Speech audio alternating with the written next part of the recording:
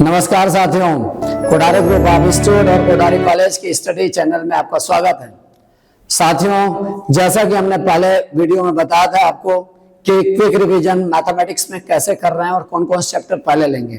तो साथियों, पहले वीडियो में हमने आपको जो बताया था कि 1 से 7 तक आपको लेना है, वो सबसे ज्यादा मार्क्स वाले हैं। अब हम आते हैं सेकेंड वाला पार्ट में। सेकेंड में साथियों होता क्या है कि ये आता है, जैसे डिटर्मिनेंट्स हो गया, फिर हो गया इंटीग्रल हो गया, फिर मैट्रिसेस हो गया, फिर 3D हो गया, फिर वेक्टर अलजेब्रा हो गया, फिर इनवर्स ट्रिग्नोमेट्रिकल फंक्शन हो गया, यानी ITF। इसको क्या बोला जाता है? ITF, inverse trigonometrical functions. साथियों, इन चैप्टर में प्रॉब्लम नहीं रहती। यह चैप्टर बहुत इजी गोइंग चैप्टर्स हैं, यानी आप ये कहीं से भी पढ़ें, कैसे भी पढ़ लें, जैसे किसी भी बुक को उठा लें।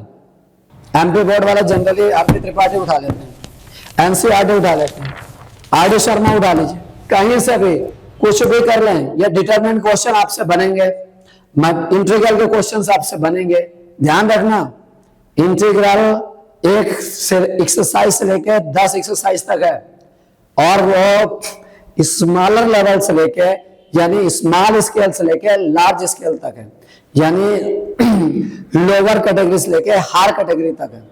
तो आपको इस चीज को ध्यान के रख के चलना है कि जो लोअर पार्ट है उस पर टाइम ना दें हम। उसमें टाइम किसमें देना है आपको? जिसमें ज्यादा डिफिकल्टी लेवल है, यानी इंटीग्रल भी 2 पार्ट में डिवाइडेड है। कैसे? एक डेफिनेट इंटीग्रल, एक इनडेफिनेट इंटीग्रल। तो क्वेश्चन किससे सबसे ज्यादा बनेंगे? डेफिनेट इंटीग्रल, यानी सबसे लास्ट वाले टॉपिक से। तो हमें इंटीग्रल को भी अंडर एस्टिमेट नहीं करना है, इसको भी आप अपने NCERT, RD से, अरिहंत से, सभी बुक से, या PYQ पिछले सालों के पेपर से करके प्रैक्टिस करेंगे, इसका भी आप बहुत अच्छा कर लेंगे, एक भी क्वेश्चन नहीं छूटेगा। डिटरमिनेंट तो छोड़ ही नहीं सकता, डिटरमिनेंट बहुत सिंपल है। अब मैट्रिसेस पे आते हैं बात। मैट्रिसेस में क्या करेंगे? मैट्रिसेस में हमने जो आपको वीडियो सीरीज बनाया था और आपको उसमें वीडियो क्लिप दिया था, वो क्विक रिवीजन का ही था। उसमें क्या है कि इसके इक्वेशन बेस्ड क्वेश्चंस आएंगे मैट्रिसेस, यानी AX इक्वल्स B वाले, यानी X की वैल्यू निकालना है तो X equals A inverse B करके, यानी X Y Z में जो इक्वेशन बनती है उस पर बेस्ट क्वेश्चन मैट्रिसेस से ज्यादा आएंगे, और डिटरमिनेंट और इनवर्स निकालने वाले हैं, A इनवर्स की वैल्यू। और इन 2 चीजों की ही प्रैक्टिस आपको मैट्रिसेस में करना, यानी आप जो करने जा रहे हो वो मैट्रिसेस है तो इजी, लेकिन अगर आपने इक्वेशन वाला कर लिया तो हो सकता है वो केस स्टडी में दे दे, और हो सकता है वो डायरेक्ट भी दे दे, और ये सबसे ज्यादा मार्क्स देगा, यानी 4 नंबर से कम तो दे ही नहीं सकता। तो इसके आप क्वेश्चन अभी से प्रैक्टिस कर लें, है आसान, डिफिकल्ट नहीं है, करना आपको है इसमें कैसे करेंगे। इसके बाद आता है 3D vector algebra, inverse trigonometrical function. ये आपका बेहद आसान है, कर सकते हैं आप। वेक्टर अलजेब्रा में भी आपको क्या करना है? परपेंडिकुलरिटी वाली कंडीशन वाले क्वेश्चन करना है, A dot B A cross B, और A dot B cross C वाले question, scalar triple product, vector triple product वाले क्वेश्चंस, इस पे फोकस करना है। इनमें भी ज्यादा लोड नहीं है, ये आसानी से सॉल्व किए जा सकते हैं। एक्सरसाइज भी सॉल्व कर लेंगे, NCERT की मिसलिनियस कर लेंगे, एग्जांपल भी सॉल्व कर लेंगे, RD के भी कर लेंगे, इन दोनों चैप्टर में कोई प्रॉब्लम नहीं है। थोड़ा आपको प्रॉब्लम देगा क्या? ये 3D देगा। 3D में स्ट्रेट लाइन के इक्वेशन और शॉर्टेस्ट डिस्टेंस वाले क्वेश्चंस, इस पे आपको मतलब क्वेश्चंस करना ही करना, फोकस करना, सॉरी, सबसे ज्यादा फोकस SD में करना है, इसके शॉर्टेस्ट डिस्टेंस वाले में 3D में।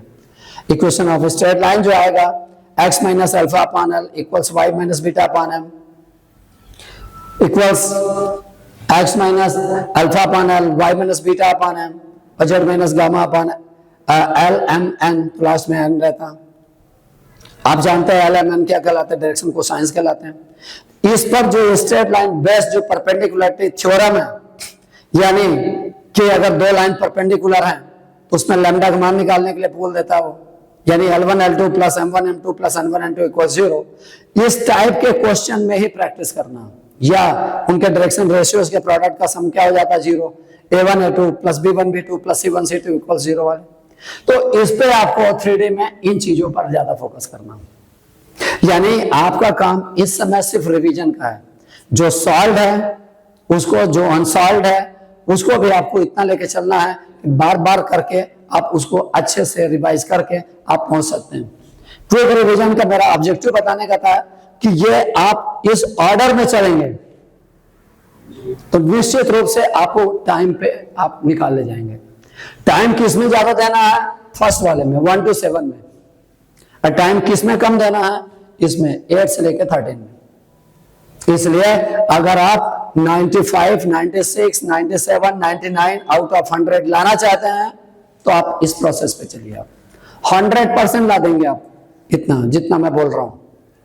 प्रैक्टिकल मार्क्स हटा दें तो आपको अगर 80 के पेपर है तो 80 आउट ऑफ 80 भी ला सकते हैं आप, कोई इशू नहीं है, बशर्ते इन पे।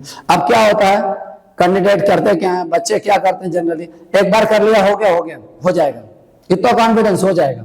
होता नहीं है, मैं जानता हूं नहीं होता। कम से कम हार्डर लेवल क्वेश्चन को 3 बार करके देखो, सेल्फ 3 बार। क्वेश्चन लिया, सॉल्व करके देखा, क्वेश्चन लिया, वापस सॉल्व करके देखा, फिर क्वेश्चन लिया, फिर सॉल्व करके देखा। यानी एक क्वेश्चन को 3 बार करेंगे आप तो किसी भी लेवल पर आपका फिर एग्जाम में जो कॉन्फिडेंस है वो काम आएगा।